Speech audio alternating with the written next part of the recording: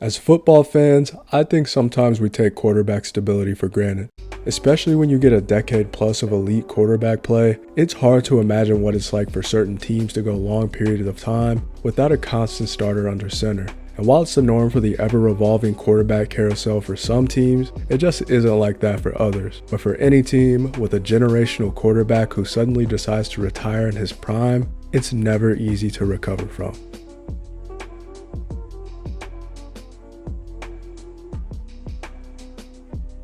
My name is Caleb, and as a lifelong Colts fan, seeing Andrew Luck retire right before the 2019 season was one of the saddest days I can remember as a fan. Not knowing the domino effect of what was to come, 2019 was a very confusing time as to what direction they were going in as a franchise. Fast forward to 2024, and the Colts are still feeling the effect of Luck's retirement and a seemingly never-ending stream of starting quarterbacks to don the horseshoe, with Anthony Richardson being, in my opinion, unfairly benched after a grand total of 10 starts. It inspired me to tell the story of the very up and down Colts quarterback carousel post Andrew Luck. Today we're going to take a deep dive on the aftermath of Andrew Luck's retirement and briefly revisit each quarterback tenure the Colts have had since then. Make sure to like and subscribe for more videos like this, and with that being said, let's jump in. I think I can speak for not only Colts fans but football fans in general that Andrew Luck's retirement before the 2019 season is probably one of the most surprising retirements in recent NFL history, at least. Him being taken first overall in 2012 didn't feel that long ago, but the fact that he would end up having recurring injuries made it feel like forever. Immediately after getting to the Colts, he was a beacon of light for a franchise that had just released the best player in franchise history and went 2-14 while Peyton Manning recovered from a neck injury. Luck's arrival really ushered in a new era of Colts football because outside of Reggie Wayne, Robert Mathis, and Adam Vinatieri, pretty much everyone else from the 2006 Super Bowl was gone. And while he'd come in second in Offensive Rookie of the Year voting to RG3, Luck would break the rookie passing record with 4,100 yards and lead the Colts to the playoffs, confirming that he was in fact the quarterback of the future and could even maybe be the best quarterback in the league one day. He'd follow up his 11-5 rookie year with two more 11-5 seasons in 2013 and 2014, getting his first playoff win in a 28-point comeback in one of my favorite games ever against the Chiefs, and then making it all the way to the AFC Championship game in 2014 before losing to the Patriots. But at this point, the foundation was being set for his retirement just a few years later. If you watched the Colts during the Luck era, they had some of the worst offensive lines in the league at that time, and despite Luck's big frame as a quarterback, those hits added up where it took a toll on him both physically and mentally. He was sacked exactly 100 times throughout his first 3 seasons, and midway through 2015, he'd take a sack against the Broncos, which left him with a lacerated kidney and torn abdominal muscle, causing him to miss the rest of that season. He'd come back and play the 2016 season and had another great year statistically, throwing for 4,200 yards and 31 touchdowns, but would be sacked another 41 times, which led to a shoulder injury that kept him out the entire 2017 season, where the Colts would go 4-12 after acquiring Jacoby Brissett from New England to hold down the fort. Even then, Jacoby would get sacked 52 times in 2017, and it was then when the Colts would finally put together a competent offensive line for Luck's return in 2018. It seemed like drafting Quentin Nelson 6th overall literally changed the trajectory of the O-line that year, because when Luck came back in 2018, he was sacked a career-low 18 times. He'd have one of his greatest seasons ever, and he was back like he'd never left. He'd play all 16 games for the first time in 4 years, go 10-6, and throw for just under 4,600 yards and 39 touchdowns, leading the Colts back to the playoffs. He'd win a much-deserved Comeback Player of the Year, and it finally looked like the Colts were going to be a contender again. This was the best roster that Luck had ever had after Chris Ballard, in year 2 of being Colts GM, put together a team that kept Andrew in mind for the future. He was back for good. But come the very end of the 2019 preseason, Luck would shock the football world and announce that he was stepping away from the game at the age of 29. It's one thing to retire in your prime, but to retire right after receiving the best O-line of your career and coming off a season where the team has momentum, there hasn't been too many other situations like that. But he was honest about not having joy in the game anymore, and the amount of times he had to rehab and come back just to do it all over again, that just was not fun. Luck will always be one of my favorite players, but I can't help but wonder what it would be like if he had never retired. Instead, we were treated to the reality of the seemingly never-ending quarterback carousel that included serviceable starters, future Hall of Famers in their last seasons, and every type of quarterback in between. Holding the honor of being the Colts' first quarterback post Andrew Luck is a recurring face to all Colts fans and a pretty well-liked player in the fan base is Jacoby Brissett. Jacoby was kind of thrown into the fire a little bit as he was expected to return as the Colts' backup behind Luck, but now going into 2019, he was the starter going forward. Even though the Colts went 4-12 during his only season as a starter in Indy, he wasn't too bad individually, throwing for 3,000 yards and 13 touchdowns in 15 games, and because he was really well liked within the team, he signed a 2-year extension to stay with the Colts for at least a couple more seasons. And because he was already familiar with Frank Reich's offensive philosophy, the Colts decided not to go for another quarterback and were going to roll with Jacoby as their starter throughout the 2019 season. Even now, Jacoby has been a serviceable quarterback that won't take you super far, but at his best can keep you in the playoff mix, and that's exactly what he did throughout the season. Behind Brissett, they would start the season 5-2, including a win in Kansas City over the eventual Super Bowl champion Chiefs. And Brissett would have one of the best games of his career, throwing for 310 yards and 2 touchdowns against the Falcons in a Week 3 win. But after suffering an injury midway through the Week 9 loss at Pittsburgh, it seemed like all the momentum from the beginning of the year just disappeared. After a single Brian Hoyer start and a loss against the Dolphins in Week 10, the Colts would finish the year 2-7 and miss out on the playoffs. In 15 games, Jacoby would go 7-8 as the starter, and while the beginning of the year looked super promising, everyone kind of just came back to earth midway through the season. In the last 9 games of 2019, he would only throw for 4 touchdowns, and the Colts struggled to get points on the board. For a career backup who was just promoted as a starter 2 weeks before the regular season, it probably won't get much better than what Jacoby did in 2019, but it was clear that the Colts still had a talented roster, and with an elite quarterback, they could get back to contending. Come the 2020 offseason, the Colts put their hat in the ring to find a new quarterback, and Jacoby would go back to his backup role. There were surprisingly a decent amount of options that offseason, but the best ones they could have gotten were almost certainly going to be temporary. Drew Brees was a free agent that year, but there was no way he wasn't going to retire a Saint. And I could never imagine Tom Brady in a Colts uniform. I don't care if he's the GOAT, disagree with me if you want. But Phillip Rivers, coming off a 4,600-yard passing season, wasn't a bad deal. He signed a 1-year deal to land in Indy and reunited with his former Chargers quarterback coach Frank Reich. In Indy, Rivers would have the best offensive line he'd had in years, and in his older age would have the protection to make the offense function better than it had the year before. The COVID year in 2020 was a weird year to be an NFL fan. There were barely any fans in the stadiums, and the virus was running rampant through all these teams, and we also got new faces in new places, and for me, seeing Rivers wear the horseshoe was pretty weird at first, but was also a welcome sight, even knowing it was probably going to be his last year in the league. Our annual Week 1 in loss in Jacksonville wasn't pretty, and looked even worse in hindsight considering it was the only game the Jags won that year. But Rivers would lock in and be really solid for the Colts over the next few weeks after that. They'd start the season 7-3, including an overtime thriller against the Packers at home, and I believe that was the week where the Colts put the league on notice to where if everything went right, they could possibly make a dark horse Super Bowl run. Rivers' passing numbers weren't jumping off the page like in his prime, but he was still getting the job done and giving the Colts a chance, which at that point was all that mattered. Even playing through a foot injury he suffered during the Packers game, he probably knew that this was going to be his last chance to contend for a Super Bowl. He would also hit a handful of great milestones, including passing Dan Marino as the 5th all-time leading passer. It was the first time in a while where he'd only have 3 300 passing yard games in a season, but the Colts were winning and were competing for their first AFC South title in 6 years. In a win-and-end game against the Jags in Week 17, Rivers and the Colts would take care of business and get back to the playoffs for the first time since Luck retired. And despite losing out on the division to the Titans, they'd finish the year with an 11-5 record and have a date in Buffalo with the Bills in the wild card round. The first 3 quarters weren't pretty, but the Colts would erase a 24-10 deficit to give themselves a chance going into the final drive of the game.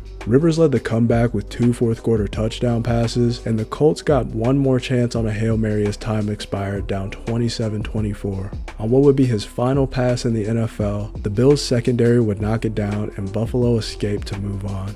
Rivers would announce his retirement just a few weeks later, and the Colts for the third straight season would need another quarterback. This time, they looked to the trade market. The Eagles had their quarterback of the future in Jalen Hurts, and it was time to move on from Carson Wentz. So the Colts would take a chance on the former All-Pro in the 2021 offseason for a 2021 third-round pick and a 2022 second. It was another quarterback reunion for Frank Reich, who was Wentz's offensive coordinator in Philly for 2 years, including the year they won the Super Bowl.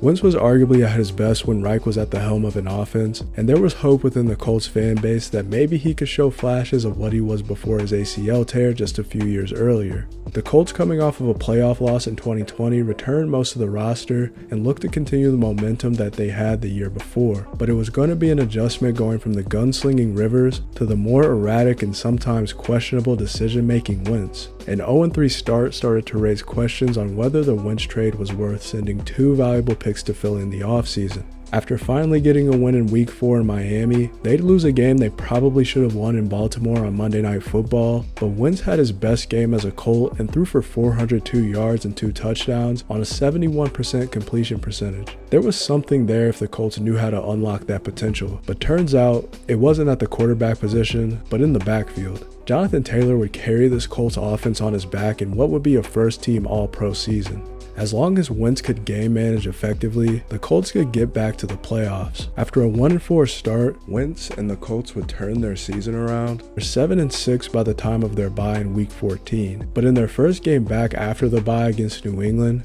Wentz had seen better days as a quarterback. The Colts would win the game, but he'd only throw for 57 yards on 12 attempts. Granted, the Patriots had a really good defense in 2021, and if you have a lead for most of the game and Jonathan Taylor, you're going to feed him instead of risking mistakes from your quarterback. But to give Wentz credit, he did bounce back in the Christmas game against the Cardinals the next week, and probably had his greatest highlight as a Colt this game on an insane touchdown pass to Desmond Patman, and the Colts were now 9-6 and controlled their own destiny to make the playoffs and even possibly win the division. After starting 1-4, that was not a thought most people had. They could have clinched a playoff berth in either of their last 2 games that year against the Raiders at home or against the 2-win Jags team in Jacksonville. And Wentz, going into the Raiders game, didn't practice the entire week after contracting COVID, and that showed during the game. The Colts would lose in a 3-point game, but could still punch their ticket to Super Wildcard Weekend by breaking the losing streak in Jacksonville. And I'm not going to sugarcoat it, Week 18 of the 2021 Colts season was maybe the most embarrassing loss in franchise history.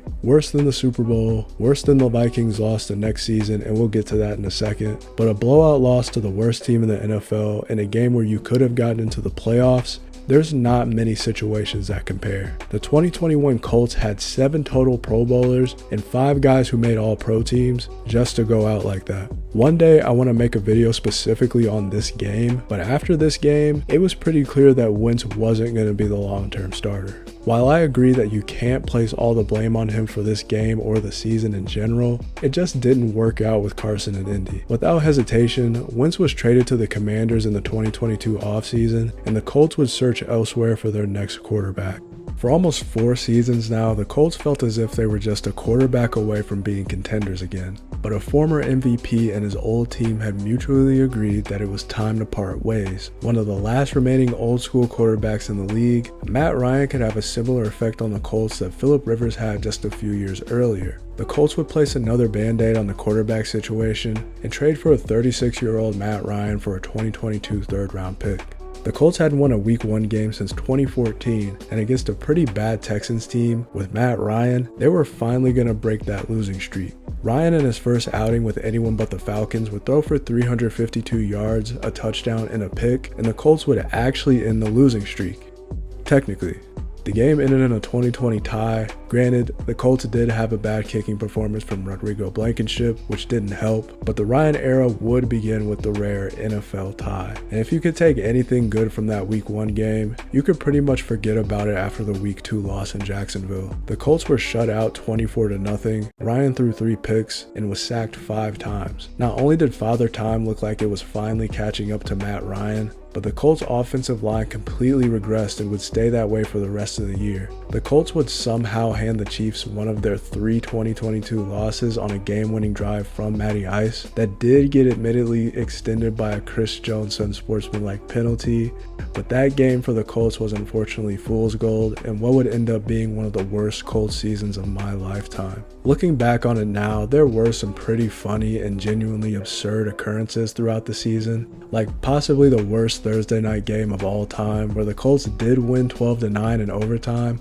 but was one of the most excruciating games to watch, and despite being 3-1, Ryan would be benched after suffering a shoulder injury against the Titans, as Reich thought the Colts would have a better chance to win with Sam Ehlinger. Unfortunately for everyone involved, that was very much not the case. Frank Reich would be fired after Week 9 after an embarrassing performance against the Patriots, and out of every coaching move a team could have made, they hired Jeff Saturday literally straight off an ESPN set. I'll always have love for Jeff Saturday because he is a team legend and one of the greatest centers ever, but even 2 years later, and I can speak not just for Colts fans but for football fans in general, it still confuses me why Saturday got hired. He did win his first game after bringing back Matt Ryan as the starter, shutting down all the noise from the doubters all week, but the doubters would unfortunately win this one, as Matt Ryan and the Colts wouldn't win a single game for the rest of the season after that. As mentioned before, this season included the infamous loss where the Vikings would come back from a 33-0 deficit to beat the Colts in overtime and set the record for the largest comeback in NFL history, and it's really sad that ended up being Matt Ryan's last game in the NFL, because he would be demoted to third-string quarterback in favor of Nick Foles for a couple games, and back to Ehlinger to end the season. Ryan would finish the year with career low in games played with 12 and only 14 passing touchdowns. He was also sacked 38 times in only 12 starts, which goes to show how bad the line was that year. I really wished it would have worked out with Matt Ryan as a Colt because he came to the team with the intentions of it being his last real chance to win a ring, just for it to end in utter disaster. Especially after the shoulder injury, he just wasn't himself. The Matt Ryan experiment didn't work out, but the Colts finally had a top 5 draft pick they could use to take a quarterback with. With new head coach Shane Steichen coming off of a Super Bowl appearance as the Eagles OC, and seeing how Jalen Hurts developed under him, it was going to be a match made in heaven with whoever the Colts decided to take 4th overall in the 2023 draft. And Anthony Richardson out of Florida, while the least experienced of the top quarterback prospects, easily had the most raw talent, and with the right development could turn into a star. You just don't pass up on that type of potential in the draft, and with the 4th pick, the Colts would bring AR to Indy. The Richardson era started off promising, as the team wasn't sure they'd win a ton of games his rookie year, but he was going to get a lot of reps and learning experience as he got his feet wet in the pros. His first game against Jacksonville saw him put up 223 yards and 2 total touchdowns, but unfortunately would take a huge hit from Andre Sisco and leave the game with about a minute left. He took a ton of hard hits in his first NFL game and would be a sign of what was to come. After a great start in week 2, he'd leave the game with a concussion after hitting his head on the turf in Houston, and then just 2 weeks later at home versus the Titans, he'd have a season-ending shoulder injury, ending his rookie year after only 4 starts. Now having to watch the rest of the season from the sidelines, the Colts would turn to another backup as their starter for the rest of the season, one of Shane Steichen's guys from Philly and a former division rival, Gardner Minshew. Because he started most of the season, we'll put him on the post-select quarterback carousel even though it was established that he was going to be temporary while Richardson recovered. Minshew, despite his very unfortunate ball security issues, was serviceable. He did go 7-6 in his 13 starts, including a few solid wins against playoff teams. Getting the win at Baltimore in overtime was huge, and beating a very good Bucs team at home. But the lows of Minshew's season as a Colts starter was pretty low. It seemed as if when the Colts played against lesser competition, more often than not, they'd play down to that level. You look at games late in the season when the Colts were trying to make a playoff push and had a handful of winnable games that should have gone in the W column. The Week 13 blowout loss to the Bengals, who were being led by Jake Browning, was a pretty embarrassing loss, and the Week 15 blowout loss to Atlanta came back to bite at the end of the season just 2 weeks later.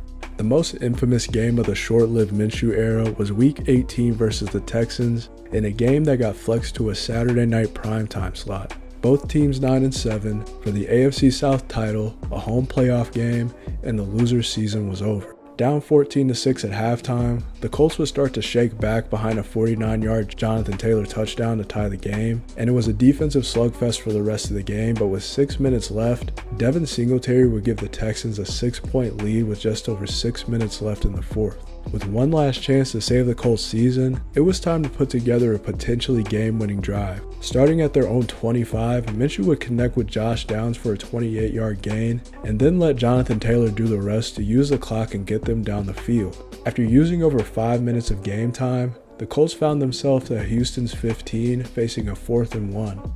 The season rode on this play here. Third string back Tyler Goodson shared the backfield with Minshew in the shotgun, and as Goodson ran out into the flat, Minshew would flick it over to Goodson as he was turning around and the ball fell down to the ground, thus ending the Colts season. I know Goodson got a lot of grief for that drop and he probably should have caught it, but Minshew did not give him the greatest throw. He took no time to settle into his drop back and just rushed it.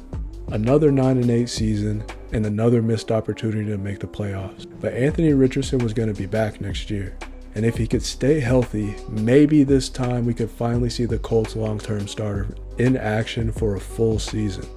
While we're still in the middle of the 2024 season, it's been an up and down year for the Colts, especially Anthony Richardson. While sure, his play on the field hasn't been the greatest, but how's he going to get better if he doesn't play? In a move that shocked not only the Colts fan base but the wider NFL world, Shane Steichen decided to start Joe Flacco and demote Richardson to QB2 after Flacco came in relief of Richardson for a couple games and played relatively well. But after being named the starter until further notice, the offense stalled more than it had. With Richardson, at least the run game was more dynamic. But because Flacco at his older age isn't and has never been a mobile quarterback, the offense was very limited as to what they could do. After subpar performances against the Vikings on Sunday Night Football and a loss to the Bills that saw him throw 3 picks, including a pick 6 on his very first play of the game, the Colts will move back to AR as a starter for the rest of the season. I still believe in Richardson and hope that he can finally end the seemingly never-ending Colts quarterback carousel because all the tools are there for him to be great. If he can put it all together, the Colts will be set moving forward. And if I'm wrong, I'd rather be wrong seeing him play